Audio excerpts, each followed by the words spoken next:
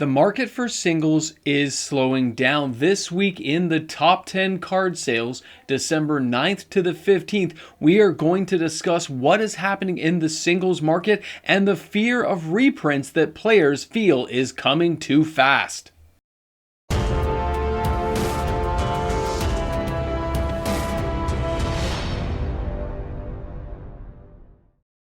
So let's be honest with everyone here. How bad is it going to get for reprints and reprints from Wizards of the Coast coming too quickly? When we look at our top 10 this week, and we're starting out here with Urian Revealed, okay? This card is seeing a tremendous amount of play. It's having a whole bunch of sales volumes week over week, and at 1,239 sales, that's really not a high number this week. $3,729.39 US, this card has come down somewhat in price. And when I speak to some of my friends, some players I see at the local LGS, most of them have picked up the copies they feel they need for future deck construction, and even the speculators out there say there's no point in buying more copies of cards like these because we know the reprints are coming down the pipeline. We just don't know quite when, so we are going to hold back and see what happens for the next 24 months is what I'm hearing. Now let's take a look here at the Troll of Khazad-dûm. Now this one here, we have the Swamp Cycling. A lot of players were attracted to this card, and it has actually been selling extraordinarily well week after week since this card got released with the Tales of Middle-earth. But again, we're at that kind of turning point for players where you see 1,260 sales is a respectable number, of course.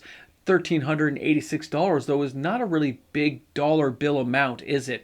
And that's because the trending down toward the holidays here, the fear players have that they already have enough copies, and that means there's probably still too much in production, because if nobody's buying it and there's still a lot of stock available, it just lends to a weaker market and a weaker market noise from players who are viewing these products as something more of a way of enjoying the game, but not speculating on future value, which means these prices are going to continue to stay really low.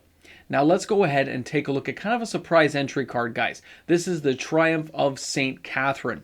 Now, of course, here we're talking Warhammer 40k, brilliant set, so well put together, and even this thing can be found on sale. I'm not going to say it's being dumped on the market, but it is on sale. You can find it multiple LGSs with discounts attached to it. 1,279 sales, but $52,426.21 is kind of that overall market value you're going to see between the foil and the market price. It's somewhere in between there. This would be a top rated price if all the cards were near mint. And when I looked at this card and spoke to a few people, yes, it is selling, but not as well as people think it should be. So keep an eye on this card. It might be something worth thinking about. But again, that reprint fear is holding a lot of these sales back this late in the stage of the availability of the cards. They're out there, they're on the market, but players aren't diving into them. Now, number 7 is Reprieve. And again, we're looking at another Tales of Middle-earth card making it back on the list this week. 1,305 sales. So why are we seeing so many Lord of the Rings? Why are these cards coming back this late in the year? Well, let's face it, guys. Ixalan had a great start, but it's already starting to peter out. We had Wilds of Eldraine, which again, well received, but didn't have the staying power necessary. But so far, Lord of the Rings continues to have that kind of feel that players want to get involved and want to enjoy these cards.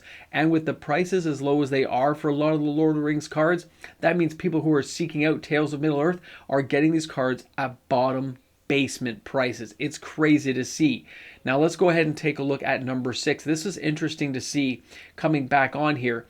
This was the Sun's Avatar. Now I've seen this a lot lately on Arena. Players are playing this thing a lot, but the price point is what is surprising to me. I look at this and see a card for $8.99 as the average price. It has 1,599 sales, $14,375 in sales volume. And when you go to local LGSs and they have some in the display case and I say, how well is it selling? They say, well, most people are kind of trading in, give like a $5 or $10 bill or trade in a little bit with it and pick up maybe one copy, maybe two. Most people are not seeking out big play sets yet, even though this thing is seeing play in standard. And a lot of the cards on the list this week are seeing play in their particular respective formats, but they're not just, it's not having that same kind of appeal it normally would this time of year with players picking up gifts for friends and stuff. It all seems muted because of all the inflation we're facing. And not only the inflation, but also the idea that we're not sure where the prices are going. It's kind of that kind of weird point right now where players are kind of hedging their bets if they're going to be reprinted or we have a longer period of time before they get reprinted. Now the Bloodletter here at number 5, 1,702 sales. This thing's been on the list a lot, guys, but again, the sales are slowing down. Look at the price point for the card, okay? It's a 2-4. It's a really fun card. Seen it in Arena enough times now to drive me insane. 1,702 sales, $24,000 in sales volume. For a whole week, of course, but that's across every market that I can scour. Looking for every last possible sale before I had to close off the video and put this together for you. These are low numbers. The videos across today, you'll notice all these numbers are way lower than they would normally be this time of year. If you look back over the last couple of years of my videos going into the holidays, you're going to see some pretty spicy numbers in some of these things, especially when it comes to reserve list sales. But let's go down here. Let's take a look at the number 4 card, because this one, of course, as soon as the Smugglercopter became unbanned, players dove into this thing like you wouldn't believe. There was buyouts, things were getting crazy. People were just like drooling at the bit to get their hands on this card. And now the price is just, you can't really see it on the market sheet I'm showing you right now, but the price is already starting to fall down. You can see it's $7.98 versus the average. It still has very respectable sales, but this is one of those cards that because it got unbanned, it had a massive surge of sales. And I think this is a lot of players who are actually just too late to the party to try to cash in on this card. And I think if they waited a little while longer, they would have seen a much larger, significant discount and saved some cash. Because I know some people already who have flipped hundreds of copies back onto the market. They bought them and flipped them, or they had them and kept them cheap and then flipped them over. Crazy to see how the fear of reprints can hold players back. Now here we have Roaming Throne, okay? Again, Lost Caverns of Ixalan, $36,000 in total sales volume, the number 3 position this week, which means it got kicked out of its number 1 spot. It's kind of cycling down, and that's the price point. Now, as much as I've seen this thing selling, I have yet to see it in play en masse at any of the LGSs I've been at or even on Arena. It has not made a significant impact at this point in the decks that I have been facing against. And that just kind of lends me that opinion, like, where is it being played? Why am I not seeing it? I've seen so many decks, and this is one of those cards I haven't seen pop up. So if you're one of those people buying it, if you can let me know what's going on and why it's still selling so well, I would really like to know if this is just people hedging their bets for future possibilities or there's actually a use for it right now.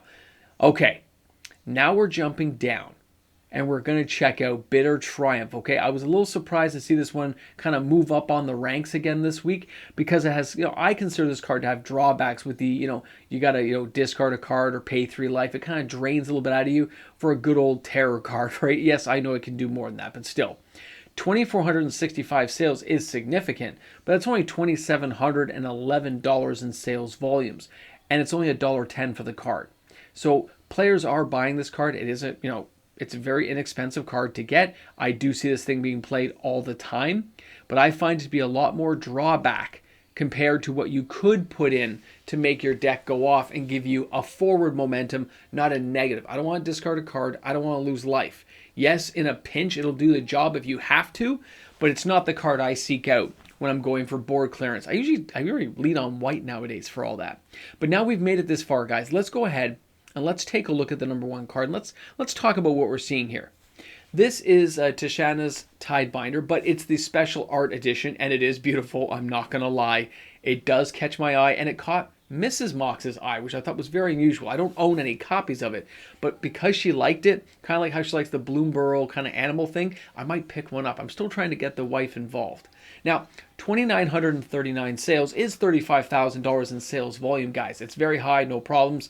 Average price, market price, all fits within what I'm seeing in the market space, and the sales are strong because this thing is getting played. I'm actually seeing this card out there, so I'm not surprised. But this version isn't the one I've seen selling in the past. It was the other one. So I'm curious to see why this one was being sought out, and I guess it's because the price point is still trending down, making it very attractive. But again, cards like this, I think players feel have a little more staying power and a little bit less likely to get reprinted, because all I heard this weekend from emails, players, Instagram was the idea that players want to slow down a bit on some of these bigger purchases to see what comes up with one particular set that has caught players' eyes and it hasn't even released yet, and that is going to be Modern Horizons 3. Stick around to the end, we got to talk about this. Couldn't decide on how to spend your money because you were afraid the card was going to get reprinted too fast, and it stopped you from buying cards you actually want to use inside your deck?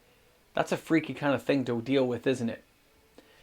When you talk to your friends and you have those discussions about reprinting and how fast Wizards of the Coast is doing it, the secret layer is always coming down the pipeline with individual cards you've always wanted, but maybe you bought them a year ago and you paid top dollar, and now the value has gone so high that Wizards of the Coast is reprinting it.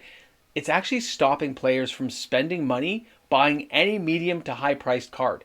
It has every player second guessing themselves about reprint and the destruction of the secondary market. It's becoming a real thing. So real that I'm hearing it day in, day out. I've even seen guys at the, not talking to me, but just sitting there at the tables looking at the glass thing and looking over the web pages on the browsers of LGS's websites, and they go, I can't afford to spend that. If they reprint that in 6 months, I'll never forgive myself. It's crazy to think about, but this stuff is what is going and monopolizing the minds of players when they're trying to construct and play fun decks. This is just how it is nowadays. Wizards of the Coast is going to have to take a second look at how they're doing things, and they're going to have to find some way to reinforce to the players that that value is there for those players who are buying the higher priced cards, because Wizards can't make any secondary market markups on cards if there's no value, if there's no backup to say these cards are worth it because they're not getting reprinted every 5 seconds. But then there's a whole other conversation, and that's about what's happening with the spookiness of Modern Horizons 3. Forget the price point of the product. The idea of what is going to be inside that product is starting to come up as topics of conversation. Now, I've got some stuff together for a video. I'm not going to put it together this quickly. We still have quite a while to go, but there will be a lot of reprints in Modern Horizons 3. We all know that. It's the way they've done things in the past. I commented on this months and months ago. But as this comes closer and becomes more real and some spoilers start hitting there and we see more images, it is going to really fuel that fireplace, and the speculators are going to come out in droves trying to head off certain cards. I will do videos on it, but just keeping in mind that that kind of conversation is probably not just coming up with the friends I know and players at local LGSs I visit. It means it's probably happening everywhere. If it's happening 10 places, it's happening at 20. And if it's happening at 20, it's happening everywhere. It's just the way the game is right now. Players, they want to experience these products. They want to have a good time, but they're not going to pay top dollar if they think all the value is going to get sucked out within a year. Wizards has got to deal with this. It's hilarious to see it go around in a circle now. Anyway, thanks a lot for stopping by the top 10. Crazy to see the number 1 card come in that way. Amazing to see cards from Lord of the Rings jumping back on. But then that secondary conversation about the destruction over and over and over again, this conversation's going nowhere. We're going to keep talking about it. And guys, I hope you had a fantastic day here on the video. Thanks for stopping by and hanging out on the channel. A reminder that if you're shopping on TCG Player, don't forget to use my affiliate link found in the description of this video. If you click on that link, it'll take you for your TCG shopping experience, and this channel gets a 3.5% kickback to the channel. Lets me get cards and prizes and stuff for the channel. So thanks again to everyone who takes the time to use that link. I really do appreciate it. It helps support the channel. And then, of course, I look forward to seeing you guys tomorrow for the reserve list top 10 and the live stream. 6:30 Eastern Standard Time. You can talk to the Moxman live. Looking forward to seeing you guys all there. Crazy times in Magic. It's going to be awesome. Have a great day, everyone. And don't forget, bring a friend to Magic. And of course, a big shout out and thank you to the fantastic patrons we have here on the channel supporting each and every day. I look forward to seeing you guys every day in the video comment sections. Patrons are amazing. Thanks again for the support. We'll see you tomorrow. So you thought you missed the ramble jamble. You thought you missed everything going on. I'll be honest, I was actually finished recording, turned everything off and unplugged everything. I got up there and I realized, just like last week, because I was so tired, I almost forgot to give you guys the ramble with the jamble. But don't worry, we're here, we're back, we're fine. Now what's going on? Those sales are incredibly low for what we've seen in the last several months, especially anything Commander, Modern, Standard coming back to life, Pioneer, crazy low cards. And when I looked at all these stores and the conversations I'm hearing, it's all about reprints, man. It was like uniform across the world that I don't want to spend good money on something if it gets reprinted. And then other people just weren't going to buy it. They couldn't.